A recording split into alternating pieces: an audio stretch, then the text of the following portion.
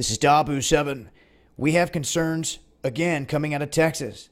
If it wasn't bad enough that there was polluted waters, toxic waters, diseases, bacteria, sewage backed up, all types of stuff going on down here that the people had to deal with, instead of continuing the rescue missions en masse, some are saying that the gear has switched to doing other things.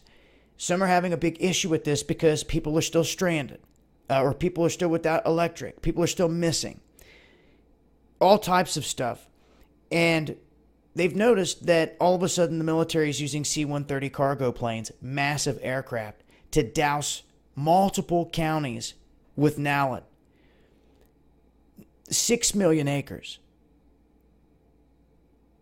Now, NALED, if you remember, I talked about this in detail with Florida, Zika, the Florida governor, his wife having connections with the whole thing, them going down the street, just dumping this stuff like a huge fog through the streets without warning people, without telling people in advance, shut your windows, you cannot inhale this stuff, shut off your ventilation, things like that. I think I saw it happen one time in like Arizona where they actually told the people, shut off all your ventilation, do all this stuff because we're spraying. But they didn't do that down there. And it has some people up here saying, we were never notified. We were wondering, what are they dumping in mass? And they're below looking up, seeing this, knowing that they are affected by this big time. Now, I know you have to take a proactive stance to try to combat mosquitoes in a flooding situation like this. I understand that. But when I look at the bigger picture here, the water has already receded in mass. It's going to continue to do so.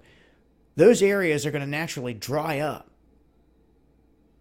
Okay? And I guess my biggest concern is that people feel like they weren't told.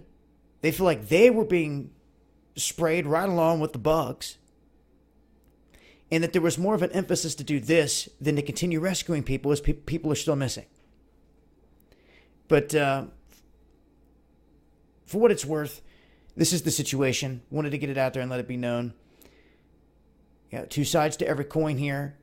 But I guess that there's, like I said, there's different ways to go about it. Safe ways to go about doing things. Not just flying over and dumping 6 million acres worth of chemicals on these people.